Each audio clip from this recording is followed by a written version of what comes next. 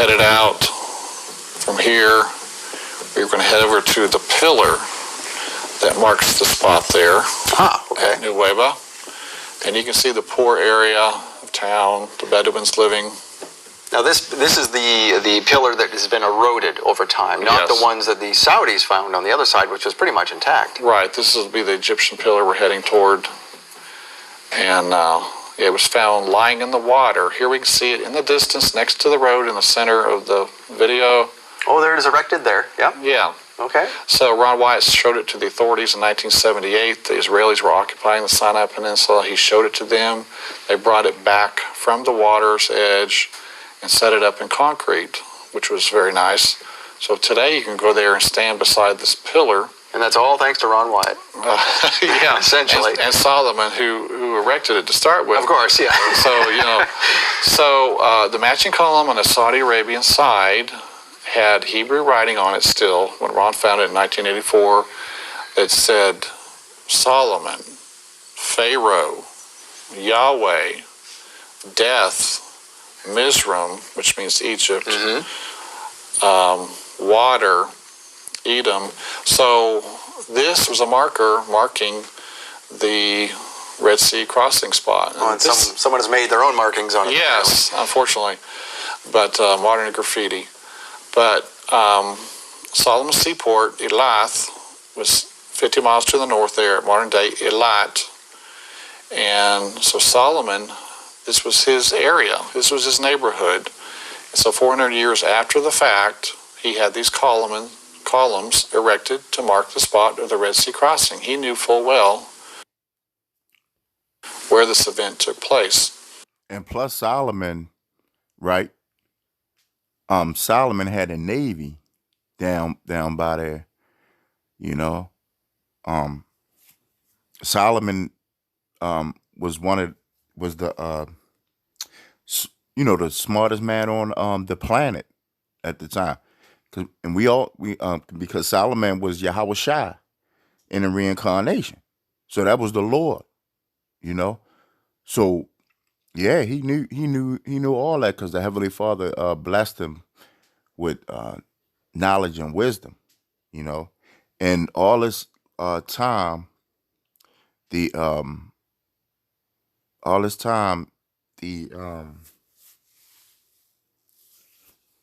so-called white man misled everybody and gave us different locations instead of giving us the true locations of where the Red Cross, the actual, because this is where we the Israelites crossed the Red Sea, into modern day Saudi Arabia, and they still got all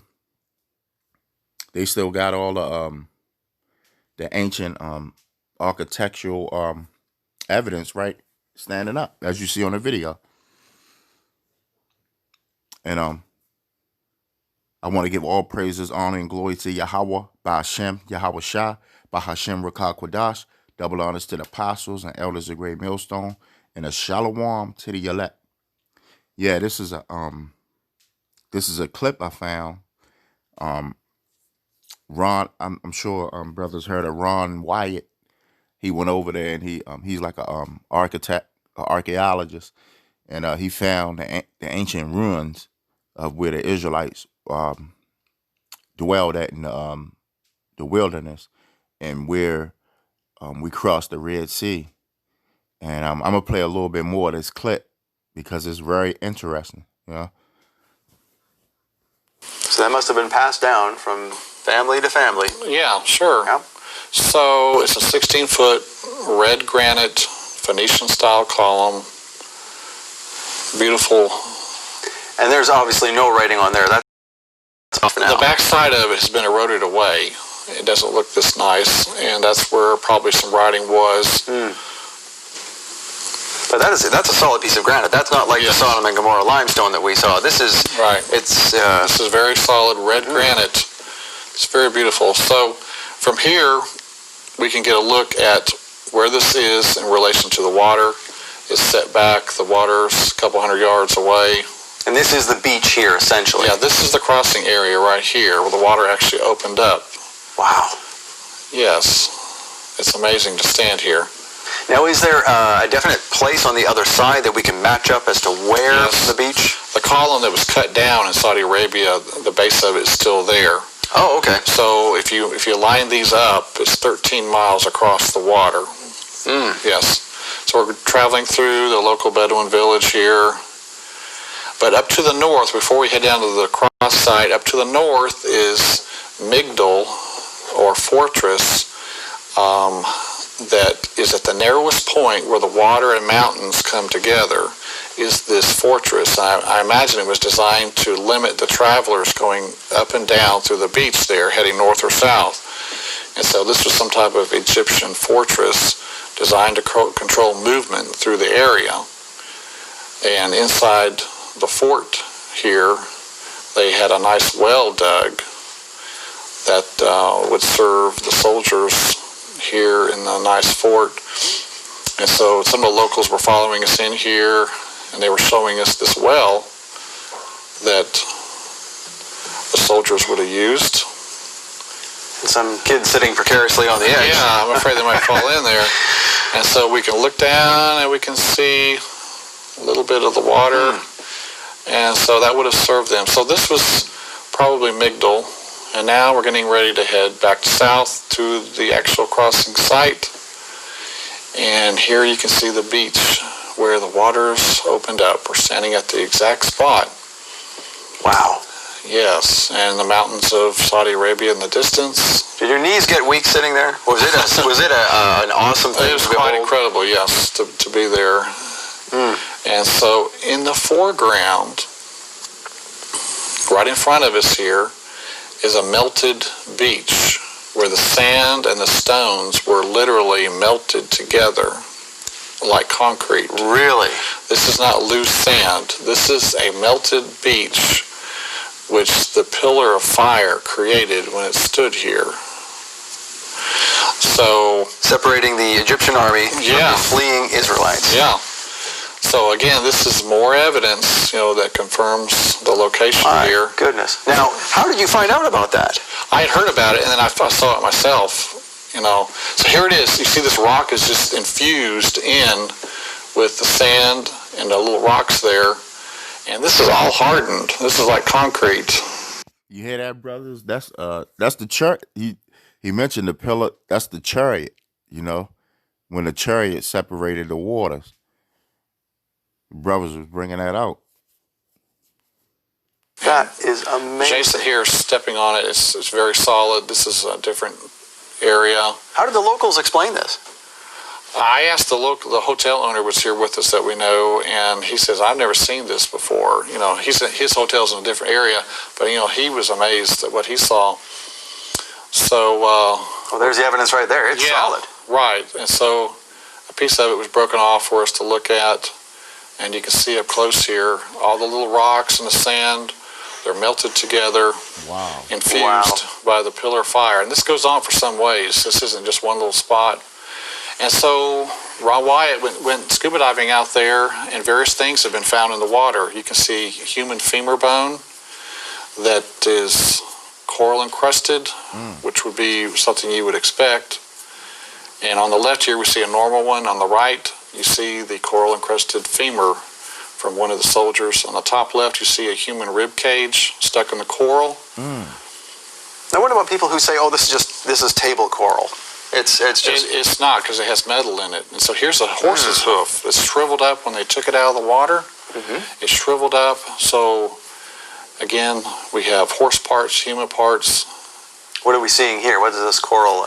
And so this is coral standing on an axle, and it has a raised center hub with spokes going outwards. Here's another round chariot with a raised center hub and then spokes going out, and it's got a round shape to it. Again, it's covered in coral. Do some people say that these are just modern shipwrecks? Some people have said that, but again, this agrees totally with the design of the chariot wheels. With a raised center hub and using metal detectors, there is metal in the center. Spokes going out. This is a 4-spoke wheel with 3 spokes left. 4-spoke wheels, 6-spoke wheels, and 8-spoke wheels are found here. Of course, using the metal detector, like he's demonstrating here, all of the hubs here contain metal, and that is the design of the Egyptian chariot wheel with the metal center hub. Now here is a gold-plated wheel.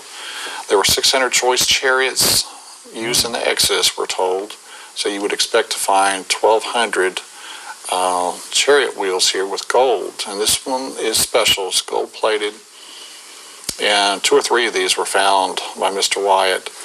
Now we see a more shallow area where the Red Sea crossing took place. It's shallower here compared to the north and compared to the south. It's still deep. It has to be a deep area. It's 2,800 feet deep, but that gives you a 4% grade, which is manageable. Over in Saudi Arabia, you see the remains of the pillar that was found there on the Saudi Arabian side. It was cut down by the Saudi authorities. It had Hebrew writing on it.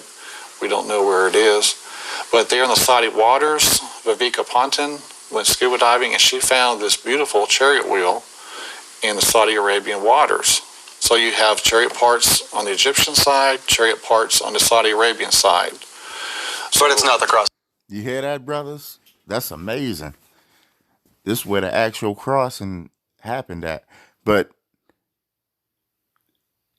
throughout all these years, they'll tell you, they'll give you another location because the so-called white man don't want you to know your history, you know? Site. It couldn't be. That's what the critics would say. But, the evidence is here. And this guy's matching everything up with the scriptures. So for all you guys to talk about, oh, the Bible ain't real, the Bible, he matching everything up with the scriptures. It's real. So we rented a boat and went out with a Rove, a remote operated vehicle. Had a 100-foot tether, and so we were going to do some little inspecting ourselves. This is a submarine camera. Yes, for a few hours. And we didn't have days and weeks to do this. We had a few hours. We rented the nice boat here to take off. We headed down toward the south end of the beach. We're headed toward that area, and you can see the waters extending over to Saudi Arabia in the distance. And so were you stopped by the Saudi authorities like Leonard Mueller was? Sometimes they do, yeah. If they suspect you, they'll come over and see what you're up to. But so now we're in the approximate area, and we're gonna throw the drone into the water. So you closest to which land is that? We're close to Egypt. Close here, to Egypt. Saudi, right. Sinai Peninsula. So we're getting it ready for another launching here. So here's the camera. It's got 3 propellers. And it's giving us a live feed back up into the... And so that day we were able to see something. I looked around, but we couldn't confirm that it was a chariot wheel. So here we're launching it.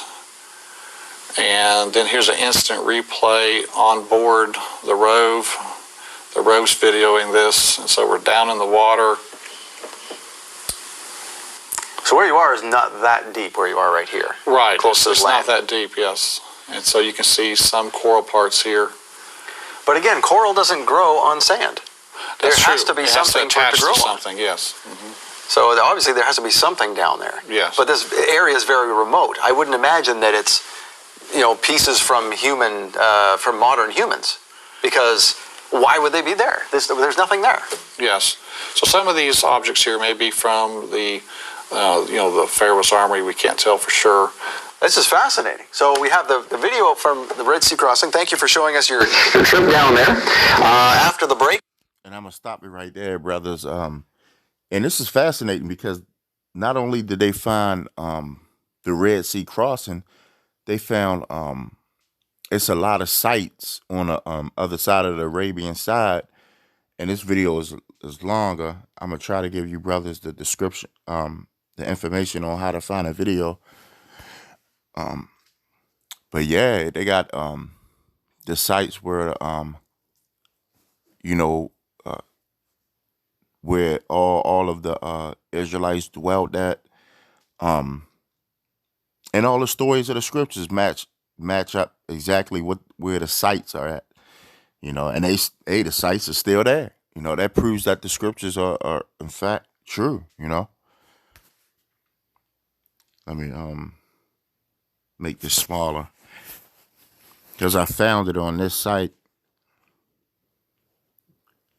and it goes, Ron, and I did a video about this this Ron Wyatt guy, some time back on my channel.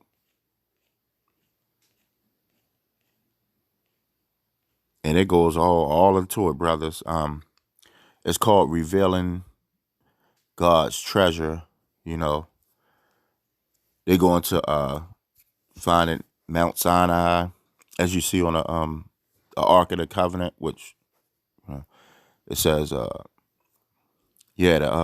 website is called Revealing God's Treasure. So if you brothers want to go to that website and look further into it.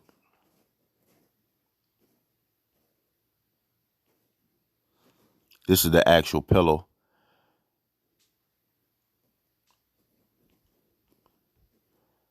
And everything match up with the scriptures.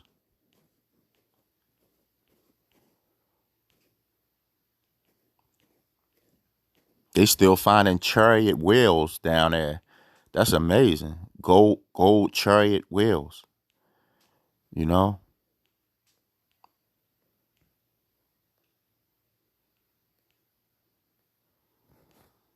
I'm gonna lock this website. I'm gonna look further into this website, you know.